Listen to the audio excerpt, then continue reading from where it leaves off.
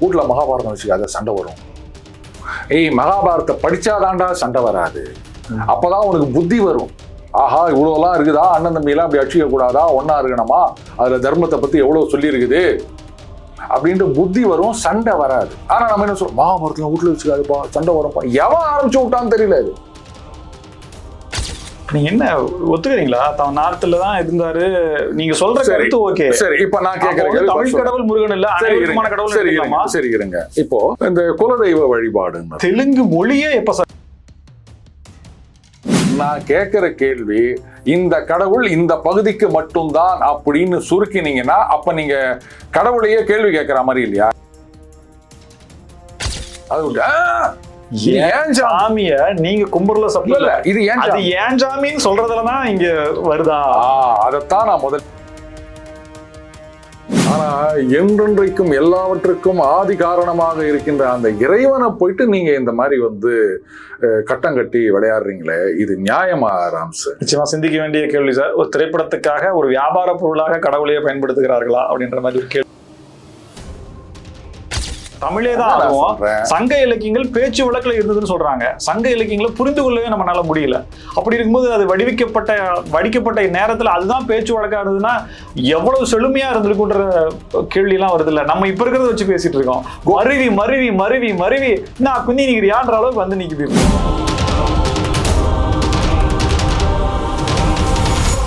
Spectrum Tamil நேயர்களுக்கு வணக்கம். நம்மோடு பஞ்ச் வசனங்களால் நம்மை கவர்ந்தெழுக்கக்கூடிய பேச்சை வழங்கக்கூடிய டெய்லி பஞ்ச் அருண் இருக்கிறார். பேசலாம் சார். வணக்கம். வணக்கம் ராம்ஸ். முருகன் தமிழ்நாட்டு கடவுளா வடநாட்டு கடவுளா? RRனுடைய கதாநாயகன் அந்த ஜூனியர் NTRனுடைய போஸ்டர், அடுத்த படத்துக்கான போஸ்டர்ல மிகப்பெரிய சர்ச்சை கிளம்பி இருக்கு. உங்களுடைய கருத்து? அதாவது வழக்கமா படம் அப்படின்னா அந்த ப்ரமோ அப்படின்னுவாங்க. இப்ப படம்னா சர்ச்சை கிளப்பினாதான் படம் அப்படின்ற மாதிரி ஆயிப்போச்சு. அவங்க தெரிஞ்சு பண்றாங்களா தெரியாம அதுக்கெல்லாம் நான் போல. எந்த ஒரு படம் எதை எடுத்தாலும் ஏதோ ஒரு சர்ச்சை. இந்த நாட்டுல வேற பிரச்சனையே கிடையாதா? சரி, எல்லாத்துக்கும் மேல இப்ப நான் சிம்பிளா சொல்றேனே, ஒரு பேரலல் சொன்னாதான் உங்களுக்கு எல்லாம் புரியும் அப்படின்னு நினைக்கிறேன். தமிழகத்துல மாண்புமிகு முதலமைச்சராக ஜோசப் விஜய் அவர்கள் பதவியேற்று இருக்கின்றார். ஒரு பெரிய சாதனை, 35% ஓட்டு வாங்கி, யாருமே எதிர்பாராத ஒரு விஷயம், நானும் உட்பட. இப்போ ஜோசப் விஜய் அவர்கள் கிறிஸ்தவர் அப்படின்றதுனால அவர் எங்கள் முதலமைச்சர் அப்படின்னு கிறிஸ்தவர்கள் கொண்டாட முடியுமா? இல்ல பனையூர்ல இருக்கவங்க அவர் ஈசிஆரை சேர்ந்தவர், அதனால அவர் எங்கள் முதலமைச்சர், எங்களுக்குத்தான் சொந்தம் அப்படின்னு பனையூர் அந்த வட்டாரத்துல இருக்கவங்க சொந்தம் கொண்டாட முடியுமா? இல்ல சினிமா துறையில இருக்கவங்க சினிமால இருந்து வந்தார், அவர் சினிமா நடிகர்களுக்கான முதலமைச்சர் அப்படின்னு யாராவது சொல்ல முடியுமா? இல்ல அவர் லயோலா காலேஜ்ல படிச்சவர்னால லயோலா மாணவர்களுக்கான முதலமைச்சர், அவர் எங்களுக்குத்தான் சொந்தம் அப்படின்னு யாராவது சொந்தம் கொண்டாட முடியுமா? அவங்க கட்சியில இருக்கவங்களே சொந்தம் கொண்டாட முடியாதியா? ஏன்னா முதலமைச்சர் அப்படின்னா மாநிலம் முழுமைக்குமானவர். என்னங்க நீங்க கடவுள் பத்தி கேட்டா நீங்க உடனே அரசியல்வாதிகள்னு சொல்லாதீங்க. சின்ன உதாரணம் சொன்னா அதை அப்படியே அதை பேரலல்னு எடுத்துக்கணுமே தவிர அதுவா இதுவா அந்த கம்பாரிசனா அப்படின்லாம் கேட்கக்கூடாது. அப்போ ஒரு முதலமைச்சர் அப்படின்னும் போது 100% வாக்குகள்ல 35% வாக்குகள் வாங்கினவரை எல்லாருக்கும் உரித்தானவர், எல்லாருக்கும் பொதுவானவர் அப்படின்னும் போது இந்த உலகத்தையே படைத்து காக்கின்ற அந்த கடவுளை இவர் எனக்கு மட்டும்தான் சொந்தம்னு நீங்க கொண்டாட முடியுமா? இப்போ இந்த கோவில்கள்ல கூட இந்த பிரச்சனை வருதுங்க. இவங்கள விடக்கூடாது அவங்கள விடக்கூடாது அப்படின்னா இதுல சில பேர் என்ன சொல்றாங்க, இல்ல இந்த கோவில் அவர்களுக்கு சொந்தமான கோவில், அதனால அவர்களுக்கான உரிமை அப்படின்லாம் சில பேர் சொல்றாங்க. அது சட்ட ரீதியான இது எப்படி இருந்தாலும் என்னுடைய கருத்து என்ன அப்படின்னா, என்னுடைய தாய் இத நீ எனக்கும் அவங்க அம்மா மாதிரி அப்படின்னு சொன்னா நான் சந்தோஷப்படணுமா வேணாமா? நான் கேட்கறது சிம்பிளான கொஸ்டின். எங்க அம்மாவை நீ அம்மா அப்படின்றியானா நான் பெருமைப்படணும். சார் என்னுடைய தாய் எல்லாருக்கும் தாயா சொல்ற கருத்தை புரிஞ்சுக்க.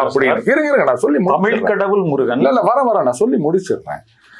அப்ப தமிழ் கடவுள் முருகன் அப்படின்னா பாருங்க, இந்த மாதிரி மறுபடியும் கடவுளை சுருக்காதீர்கள்னு சொல்றேன். கடவுள் அப்படின்றவர் உலகத்தையே படைத்தவர். தமிழர்களுக்கு மட்டும்தான் அந்த கடவுள். அப்ப அந்த ப்ரொடக்ஷன் கம்பெனி போட்ட வாசகத்தை நீங்க ஒத்துக்கீங்களா sir? born in the north, forged in the heartland, worshipped in the south, now eternal destined to belong to the universe. இது எப்படி ஒத்துக்கிறீங்களா? பாருங்க, ஒரு விஷயம் நான் சொல்றேன். கடவுள் அப்படின்றவர், நீங்க எனக்கு இது கடவுள். இப்ப நம்ம இந்து மதத்திலே எடுத்துக்காங்க. சில பேர் முருகரை கும்பிடுவாங்க, சில பேர் வந்து சக்தி உபாசகர் அப்படின்னு அம்மனை மட்டும்தான் கும்பிடுவாங்க, சில பேர் வந்து வீர ஆஞ்சநேயர் அப்படின்னு ஆஞ்சநேயரை மட்டும்தான் கும்பிடுவாங்க. அதே மாதிரி சில பேர் பெருமாளை கும்பிடுறவங்க இருக்காங்க, சிவனை கும்பிடுறவங்க இருக்காங்க, கிருஷ்ணனை வழிபடுபவர்கள். இப்படி ஒவ்வொருத்தருக்கும் ஒவ்வொரு கடவுளை கும்பிடுறது அப்படின்னு. முருகன் கோவில் வடக்குல எங்க இருக்கு? ஐயோ, முருகன் கோவில் தமிழ்நாட்டை தவிர வேற எந்தெந்த நாடுகள்ல இருக்கு? அங்க தமிழர்கள் இருக்காங்களா இல்ல இந்தியர்கள் இருக்காங்களா? இல்ல, எனக்கு ஒரு விஷயம் புரியல. சரி, இப்ப முருகர் கோவில் நார்த்ல இல்லைன்னு வச்சுப்பாம, அப்ப அவர் வந்து இந்த உலகத்துக்கான கடவுள் கிடையாது, தமிழ்நாட்டுக்கு மட்டும் தானா? எனக்கு இது மட்டும் பதில் சொல்ல. நார்த்துங்கிறது இப்போ சமீப காலமா உருவானதான். உலகம் முழுமைக்கும் தமிழ் என்ற ஒரு மொழி தான் இருந்தது.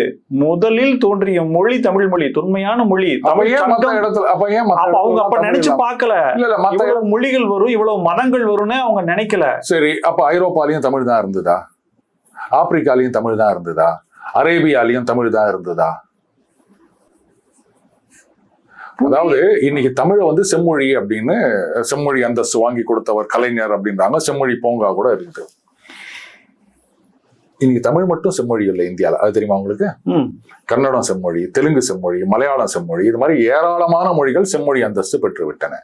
ஆனால் உலகத்துல ஐநா சபையில் அங்கீகரிக்கப்பட்டதாக 6 மொழிகள் தான் உலகம் முழுக்க செம்மொழி. கிரேக்கம், லத்தீன், ஹிப்ரு, சைனீஸ், அதுக்கப்புறம் தமிழ், சமஸ்கிருதம். இந்த 6 மொழிகள் தான் வந்து கிளாசிக்கல் லாங்குவேஜஸ் அப்படின்னு வச்சிருந்தாங்க. ஏற்கனவே செம்மொழியாக உலக அளவுல அங்கீகரிக்கப்பட்ட மொழி தமிழ் மொழி, கிளாசிக்கல் லாங்குவேஜ் அப்படின்னு உலக அளவுல. இப்ப இங்க இதுக்கு செம்மொழி அந்தஸ்து, செம்மொழிக்கு செம்மொழி அந்தஸ்து வாங்கி தரேன்னு சொல்லிட்டு இன்னைக்கு கிட்டத்தட்ட எல்லா மொழிகளும் செம்மொழி ஆகிவிட்டது. இது என்ன சொல்லுவீங்க? இப்ப உலகம் முழுக்க தமிழ் மொழி தான் இருந்ததுன்னா அப்ப உலகம் முழுக்க முருகன் வழிபாடு இருந்ததா? நீங்க என்ன ஒத்துக்கிறீங்களா?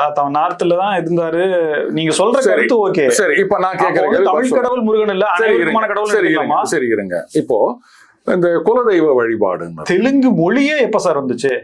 அதெல்லாம் கேள்வி வருதுல்ல. நீங்க அவங்களாண்ட போயிட்டு தமிழ்ல இருந்து வந்தது தெலுங்குன்னு சொல்லி பாருங்க. தமிழ்நாட்டுல பேசலாம், போகட்டும். தமிழ்நாட்டுல இருக்குல்ல. சரி, எப்படி உருவாச்சு? சரி, உண்மையா அங்க போய் சொல்லுங்களேன். சரி, தெலுங்கு அதுக்கு என்ன சார் பண்ண முடியும்?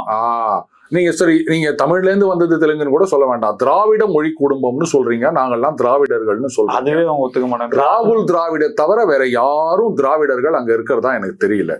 இங்க மட்டும்தான் சொல்லி நிக்கிறீங்க. சரி, இலக்கியத்தினுடைய வரலாறு தொன்மை என்ன, உங்க இலக்கியங்களுடைய வயது என்னன்னு சொன்னா தெரிஞ்சு போயிட போகுது. அப்புறம் எப்படி எல்லாத்துக்கும் செம்மொழி அந்தஸ்து ஊத்தாங்க? அதுதான், அது இங்க இருக்கிறது. நம்ம பண்ற தப்புக்கு என்ன பண்ண முடியும்? எல்லாத்துக்குமே பேட்டன்ட் வாங்குற மாதிரி எல்லாத்துக்கும் செம்மொழி வாங்கி வச்சிருக்காங்க. ஒழுங்கா உலக அளவுல செம்மொழியா இருந்ததோட விட்டுருந்தீங்கன்னா பிரச்சனை இல்லை.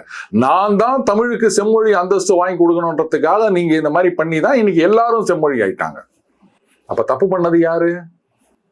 இப்ப நான் கேட்கிற கேள்வி இதுதான். இப்ப முருகர் கோவில் நார்த்ல இல்ல அப்படின்னா அப்ப வந்து அவர் வந்து வட இந்தியர்களுக்கு அவர் கடவுள் கிடையாதா? இந்த கேள்வி நான் பதில் சொல்ல முடியல. பட் உலகம் முழுமைக்குமே தமிழ் தான் மொழி தான் இருந்ததுன்ற ஒரு வாதம் இருக்குல்ல. அப்ப அரேபியால போயிட்டு எங்க தமிழ் இருந்ததுன்னு சொல்லுங்க பார்க்கலாம். சில உறுப்பு எழுத்துக்கள் சொல்றாங்களே, அது கலப்பு இருக்குன்ற மாதிரி சொல்றாங்களே. தமிழர்கள் தான் சொல்லணும், மொழியியல் வல்லுநர்கள் தான் சொல்லணும். சரி, இப்ப நான் உங்களை ஒண்ணு சொல்லவா? உலகம் முழுக்க தமிழ் தான் இருந்தது அப்படின்னு யாராவது சொன்னாங்கன்னா அப்ப அந்த ஆரியர்கள் இங்க வந்தாங்கன்னு சொல்றீங்கல்ல, அவங்களும் தமிழ் தானே பேசியிருந்திருக்கணும். இன்னைக்கு பெர்ஷியன் லாங்குவேஜ் அது வந்து ஒரு புராதன மொழி, அது ஈரான்ல ப்ரிடாமினன்ட்லி இருந்தது. அது அப்போ அந்த மொழிக்கும் தமிழ் தான் ஆரம்பம் அப்படின்னு சொன்னா அப்ப சமஸ்கிருதத்துக்கும் தமிழ் தான் ஆரம்பமாக இருந்திருக்க வேண்டும். உங்களுடைய ஆர்குமெண்ட் படி சொல்றேன் நான். இப்ப இருக்கிற தமிழே இல்ல சார். இதுக்கு முன்னாடி வடிவங்கள், உங்க ஆர்குமெண்ட்டை வச்சுதான் நான் அதான் சார், நம்ம இந்த தமிழை வச்சு பேசிட்டு இருக்கோம். தமிழி எழுத்துக்கள் இருக்கு, அது இன்னும் பழசெல்லாம் இருக்குல்ல சார். தமிழே தான் ஆகும். சங்க இலக்கியங்கள் பேச்சு வழக்குல இருந்ததுன்னு சொல்றாங்க. சங்க இலக்கியங்களை புரிந்து கொள்ளவே நம்மளால முடியல. அப்படி இருக்கும்போது அது வடிக்கப்பட்ட நேரத்துல அதுதான் பேச்சு வழக்கா இருந்ததுன்னா எவ்வளவு செழுமையா இருந்திருக்குன்ற கேள்வி எல்லாம் வருது இல்ல. நம்ம இப்ப இருக்கிறத வச்சு பேசிட்டு இருக்கோம். மருவி நான் குந்தி நிக்கிறியான்ற அளவுக்கு வந்து நிக்குது. இப்போ நம்ம என்ன பண்ண முடியும்? கொக்கக்க கூம்பும் பருவத்து மற்றதன் குத்தொக்க சீர்த்த இடத்து அப்படின்னு. இதுக்கு அர்த்தம் என்னன்னு கேளுங்க. தமிழ் தான் இது. ஆனா பஸ்ல கூட இந்த குறள் எழுதி போட்டிருக்க மாட்டாங்க. ஒரு மொழி அப்படின்றது காலப்போக்கில் மாறுபாடு அடைந்தே வரும். அதனுடைய எழுத்துக்கள் மாறுபாடு அடையும். ஆரம்ப காலத்துல அந்த தமிழின் வாங்க, பிரம்மி எழுத்துக்கள் வாங்க, இன்னும் என்னென்னவோ சொல்லுவாங்க. இப்ப அந்த இடத்துக்கெல்லாம் நான் போக விரும்பல. நம்ம வந்து கடவுளை விட்டுட்டு மொழிக்கு போயிட்டு இருக்கோம். கடவுள் அப்படின்றது உலகம் முழுமைக்கும், சொல்ல போனா உலகம்னா இந்த பூமின்னு நம்ம சொல்லிட்டு இருக்கோம். பூமி மட்டும் இல்ல, ஒட்டுமொத்த பிரபஞ்சத்துக்கும் காரணமானவர் அந்த கடவுள் அப்படின்னு. அவரை ஏன் நீங்க சுருக்குறீங்கன்னு நான் கேக்குறேன். திருப்பதி வெங்கடாஜலபதி கோவில் உங்களுக்கு தெரியும், உள்ள பெருமாள் இருக்காருன்னு தெரியும். கர்ப்ப கிரகத்துக்கு உள்ள இருக்கக்கூடிய அந்த கற்கள்ல தமிழ் எழுத்துக்களுடைய கற்கள் வைக்கப்பட்டிருக்கு அப்படின்றது சொல்லப்படுது. மொழிவாரி மாநிலங்கள் பிரிக்கப்பட்டதுனாலதான் அது இப்ப ஆந்திரான்னு இருக்கிறதும், அதுக்கு முன்னாடி என்னவா இருந்ததுன்றதும் எடுத்துக்கணும்ல. இப்ப நீங்க தமிழ் எங்க இருந்தது, உலகம் பூரா இருந்தது அப்படின்னா அதுக்கான சான்றுகள், இதெல்லாம் சான்றுகள் அல்லவா? இருக்கிறது பெருமாள், இருக்கிறது ஆந்திரா, அங்க எப்படி தமிழ் வந்துச்சு அப்படின்னா இப்ப இருந்து பாக்குறதுக்கு நம்ம ஒரு மாதிரி. திருப்பதி ஒரு காலத்துல ஒன்றிணைந்த மதராஸ் மாகாணத்துல இருந்தது. புரியுதுங்களா? பதில் வந்துச்சுங்களா? அவ்வளவுதான். இப்ப நான் தப்புன்னு சொல்லல. இது போலதான் புவியியல் மாற்றங்கள், கடல் வந்து நிலப்பரப்பாகுது, நிலம் கடலாகுது, குமரிக்கண்டம் இருக்குதுன்றாங்க. அதுக்கான சான்றுகள். நான் கேட்கிற கேள்வி, இந்த கடவுள் இந்த பகுதிக்கு மட்டும்தான் அப்படின்னு சுருக்கினீங்கன்னா அப்ப நீங்க கடவுளையே கேள்வி கேட்கிற மாதிரி இல்லையா? கடவுள் இந்த ஒட்டுமொத்த பிரபஞ்சத்துக்கும், என்டையர் யூனிவர்ஸ்னு சொல்றோம் இல்லையா? இந்த உலகம்ன்ற பூமி பந்து மட்டும் இல்ல, இந்த சோலார் சிஸ்டத்துல இருக்க கிரகங்கள் மட்டும் இல்ல, இந்த சோலார் சிஸ்டம், நம்முடைய சோலார் சிஸ்டம் இருக்கின்ற மில்கி வே கேலக்சி மட்டும் இல்ல, இந்த மாதிரி எத்தனையோ பில்லியன்ஸ் ஆஃப் கேலக்சிஸ் இருக்கின்ற ஒட்டுமொத்த பிரபஞ்சத்துக்கும் காரணமானவர் அந்த கடவுள்.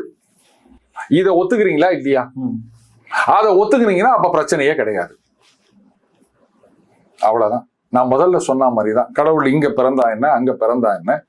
இப்போ கிருஷ்ணர் அவர் வந்து எங்க பிறந்தார் நமக்கு எல்லாம் தெரியும்.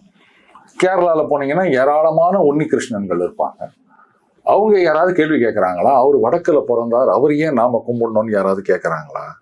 இல்ல ஒரு கடவுள் அப்படின்னா அவர் எங்க ஊர்ல பிறந்திருந்தாதான் நான் கும்பிடுவேன்னு ஏதாவது சட்டம் இருக்கா? இல்ல அப்படி யாராவது நம்ம ஃபாலோ பண்ணிட்டு இருக்கோமா? ஏன் இந்த விஷயத்துல மட்டும் இந்த மாதிரி ஒரு பிரச்சனையை கொண்டு வரீங்கன்னு எனக்கு புரியல. நானு ஒரு இது ஒண்ணு கதை ஒண்ணு எழுதியிருந்தேன். அதுல இப்படிதான் வரும். ஒரு மாற்று மதத்தை சார்ந்தவர், அது அந்த இஸ்ரோ மாதிரியான ஒரு இதுல வந்து அவங்க ஏதோ பூஜை பண்றதா இது, அதுக்கு எதிர்கட்சிகள் தடைக்கு போறாங்க. அது லான்ச்சு, இந்த பூஜை அப்படின்னும் போது அப்ப அந்த தேங்காய் லான்ச்சுக்கு தடை கொடுக்குறான்னு கேட்குறாங்க. அப்போ வந்து தேங்காயை உடைக்கிறார். அப்போ அந்த மாற்று மதத்தை சார்ந்தவர், இன்னும் என்னங்க பூஜை பண்றாங்க, கோர்ட்டில் போய் சொல்றாங்க லான்ச்சுக்கு தான் ஸ்டே குத்துக்கிறாங்க, பூஜைக்கு கிடையாது, அது லான்ச் நல்லபடியாக நடக்கணுமேன்னு சொல்லிட்டு இங்க இருக்கவங்க ஏதோ பண்றாங்க அப்படின்னும் போது உடனே இவங்க எல்லாம் போய் கேட்கறாங்க, நீங்க மாற்று மதத்தை சார்ந்தவர் இங்க தேங்காயை உடைக்கிறீங்களா அப்படின்னும் போது அவர் ரொம்ப அழகா ஒரு பதில் சொல்வாரு.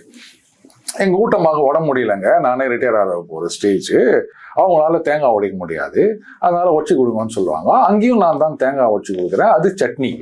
இங்க வந்து நான் வந்து இந்த பியூன்னு சொல்லுவாங்களே அந்த வேலை பார்க்குறேன், இங்கே இவங்களால உடைக்க முடியாது, என்ன ஒச்சி கொடுங்கன்னு சொல்றாங்க, அதனால நான் ஒச்சி கொடுக்குறேன்.